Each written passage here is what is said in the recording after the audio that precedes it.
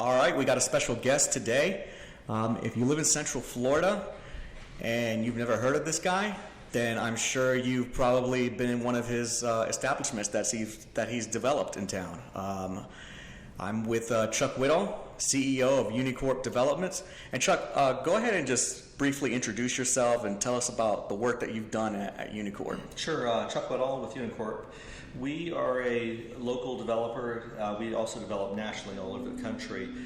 Here in Orlando, we've done a lot of firsts. We brought the first Trader Joe's to Central Florida. We brought the first White Castle to Central Florida. We did the Wheel, the big icon at Orlando, the world's tallest Starflyer ride. We built this project, Delagio. We do high-end residential. We're building the Ritz-Carlton residences. We're building the St. Regis Hotel and Residences in Longboat Key. We build multifamily. We're building Marriott Vacation Club's world headquarters. We do office, retail, apartments, mixed use, kind of all across the board. How much in like dollars have you worth of business have you generated through the years? We've done in the last 20 plus years, 22 years of Unicorp. I was a home builder before. We've done $4 to $5 billion. Wow. This year alone, we'll do $1.5 to $2 billion this year. Wow. Okay. We're busy. Yeah. And so I want to discuss about your book. Read your book. Great read. It's available on Amazon for those of you who haven't gotten it. And I want to talk about the beginning part of your days in entrepreneurship. You talk about time management, and there's a part in your book about how you almost got fired as a paper boy because you were also running a nightclub and you were DJing at that nightclub. Could you tell us a little more about that story, and then why is time management important to you? Well, I was at the time like 3 full-time jobs. During the day I had my construction business, Stucco Drywall Company. I was a disc jockey that I would DJ 3 or 4 nights a week for other nightclubs, and then I had my teen club that I would DJ at as well. And then I thought I could do more work, and after that go home and sleep for 2 hours and then be a paper boy. So I thought, everybody can work 22 hours a day and sleep too.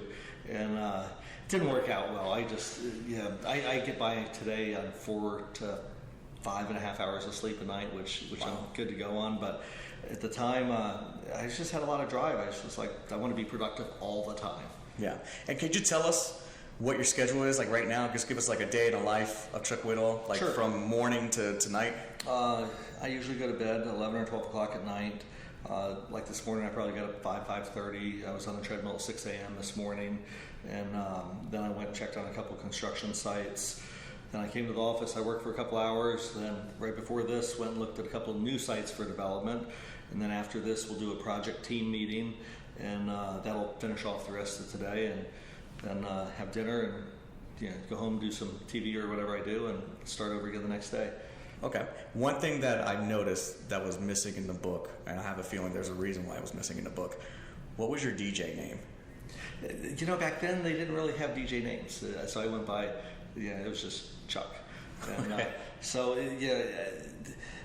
Back in the days when I DJ'd, it was just a little bit. If I would have known I could make $30 million a year being a DJ, I'd probably still do it. The DJs today, the celebrity DJs, make a ton. Everything they do, I did back then. It just became much more popular, and they make substantially more money today than what we would have back then. Okay.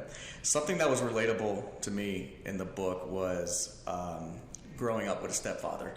And there was one part that was really hard to read, was your stepfather was not a fan of you becoming an entrepreneur, and you actually trying to get you of basically telling you don't do it, go and get a regular job. What do you tell to people today that probably don't have family support and they want to start a business? It may not be a stepfather. It could be their mother. It could be their own brother, whatnot. What do you tell those people? Well, my stepfather, I don't think his intentions were that he necessarily. I think he wanted me not to be more successful than he was. And I think there was some jealousy there. And, since I was a little kid, I was always driven to be in business for myself. I always had an entrepreneurial spirit. And he just didn't get on board with that. I didn't let it slow me down. It was, discouraging, but I didn't get slowed down. I mean, there's certain people who are born to follow others and do not want the responsibility of owning your own business and dealing with the ups and downs and payroll and is it profitable and all the hardships that go with it. And there's some people that are just born to go figure out their own way and within your heart, if you're a business person, if you can work for somebody else. And I just all my life I knew I was meant to be on my own, and so I would tell anybody that that if you feel driven, there's going to be many times that you will not succeed before you succeed. And I've had several businesses, I've done several things over my career, and even with Unicorp now, we continue to evolve. We started off doing drugstores and then mixed use developments, and now I'm really evolving into we're building the branded Ritz-Carlton residences in St. Regis, and I just got an opportunity in Lake Tahoe to do a deal in ski in, ski out. And then I've got an opportunity in Palm Beach to do a branded resident project right on the beach. And so as I grow the company, I'm still learning and finding better ways to continue to reinvent ourselves. And you continue to learn, you continue to be a student of your own work. And so we're excited to grow and do things differently than what we're used to. Because when I got into it, soft good retail was something that we would do, and now all the malls are being redone. So it continues to change. Did you have any mentors in business? No, I've been asked that when in writing the book and different things. My mentor was always the drive to succeed. Success was my mentor, really. So seeing other people succeed made me hungry to succeed myself, and so really that was my mentor is hunting success. Gotcha. One thing that I've noticed throughout the whole book is reputation was absolutely everything for you. You did everything you can to make sure your reputation was on point. Why? How did you get that mindset, and why was your reputation more important than almost anything in your career? Well, I've always wanted people to be able to say he did what he said he was going to do, and not realizing when I got to the development business, because I was a home builder prior, I didn't realize the notoriety that comes in development. You get a lot of attention through, whether it's council, commission, media, things that you open that are of interest to the public as the public visits them. And for me, it was just always important to just do what I said I was going to do. And today, I really see how important it is because I can fall back on my reputation of what we've done in the past. I can say, look, we've always done what we said. We have developed, we have delivered. And you're held accountable for your past. And it does make a difference when borrowing money. If you're someone who borrows money and you pay back your loan every single time, the bank thinks I can loan him again. He's going to pay us back. If you continue not to do that or not to follow up on what you said you were going to do, then all of a sudden you're scarred and it hampers your ability to go forward and do things. Gotcha. I want to talk about your management style, because something in your book that you mentioned is that one of the things you look for when you hire your employees is you look for a type A employee. What are like some of the major traits you look for when you're hiring someone? Well, it's with everybody, it's sink or swim. I want to know I can throw someone in the deep end and they're going to survive. We don't have time to really spend a lot of time training people. We give them direction, and my management style is that I visit everybody. We talk about everything, but I need people who are, there's an old saying: if you did well in Harvard, you'll do well in life. And I know people who come to work for us, if they've done well in their college and done well in other things, they'll do well here. People who aren't driven, aren't self-motivators, aren't self-starters, just don't work here because we don't have time to hold hands. I mean, we're doing, like I said, $1.5 to $2 billion in business this year with 22 executives in my office. So when you add that up, it's $100 million per person. They've got to be performers. And someone who is not critical of their own work, who doesn't want to do a good job, who doesn't want to achieve, we just can't work them here. I want to talk a little bit about your success. And this is a new question I came up with that I'm going to start asking every guest. What was your holy shit, I made it moment? Was it like a large purchase? Was it like the large amount in your bank account? What was that moment that you got? It's funny. There's really, it's really over time. It's really not a holy shit moment. I mean, I remember when I did my first big deal and I made a few $1,000,000. It was like, wow, that was cool, but gosh, I felt like I had a long way to go, and I still do today. I still feel like that holy shit moment is probably out in the future there. But I do remember in 2012, October 19th, when I made a big sale for $160 million. It was when I got the wire. I was like, things changed a little bit. It took a lot of relief off my shoulders because we just went through the recession, and that was a tough time. But you're in the grind every day, and you're looking at another deal, and you're redeploying capital. It's not like when we sell something, we get to go keep all the capital. It's immediately going back out into growth, and the next thing and the next thing. And for me, it's as long as I can get by every day and pay my bills and travel and do what I want to do, we continue to reinvest capital.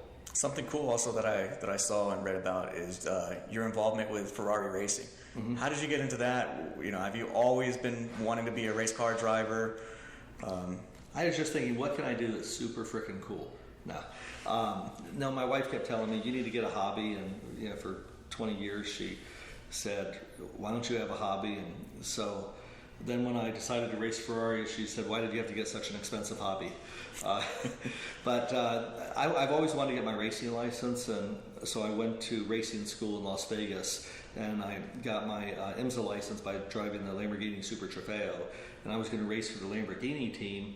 And then a friend of mine who races for Ferrari of Central Florida said, come race Ferraris with us, you're going to love the car. So I went to Road Atlanta for my first race. As a matter of fact, the first time I ever sat in a Ferrari was the first time I raced a Ferrari.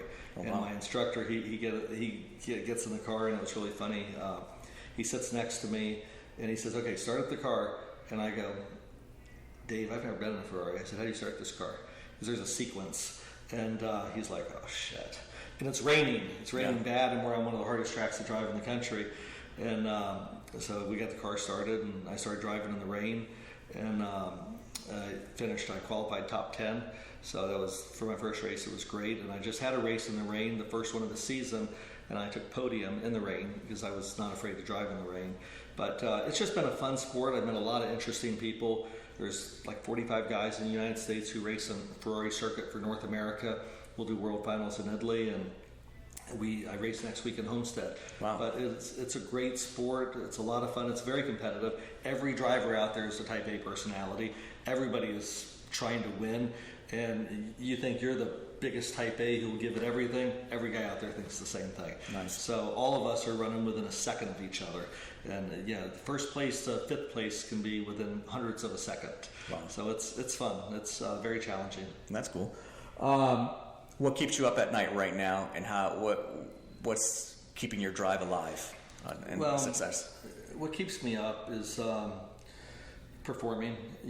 I've got, like I said, over $1.5 billion of things going, and I've got to deliver on time, and I've got to deliver them right, and I've got to make sure all of our tenants pay us, and that everything works. That we've got 20-something projects going, and that everything has just got to go just right. So that's why, like I mentioned, after this we have a team meeting to go through every single project to see if there is any hiccups that we're having, and so that's what keeps me really focused at night. And I come in here and try to make sure that there's nothing overlooked. What was the second part of that question? What keeps you going? Like what? The passion of it. I love doing what we do, and that's why I said a moment ago that evolving. I built so many retail centers that we're getting ready to do a couple of other big ones, but it's not as exciting for me anymore. And so what's next? And so now we're getting more in the hotel business and resort living and branded residential, and to me that's exciting because it gives us a chance to create lifestyle experiences and to take it to the next level of what other people have already done. So I am excited to do something in Palm Beach, Lake Tahoe, what we're doing in Longboat Key. To open things like that are just very exciting, and keeps improving my passion for the business. That's good. And last question, how do you define success? You know, I even say in my book, I don't think success is how much money you make. You know, you can have a successful mom who raises her child and has love and does a good job, or someone can be successful at being an artist and painting something beautiful that they don't necessarily make money at. To me, success is doing things and accomplishing what you set out to do and doing it right, and no matter what it is. And if you're proud with what you do, you would be successful. It's not, people think, oh, success is money, and I know lots of people are happy who don't have money, who are successful doing many different things. Like my accounting department, you know, them getting all the numbers right is success. With us knowing exactly what we're doing and being on target. With my project management team delivering a project on time is success. So it's not really judged by money, it's judged by how well you do whatever your job is that you're setting out to do. Chuck Whittall, thank you so much for taking the time. Appreciate your time.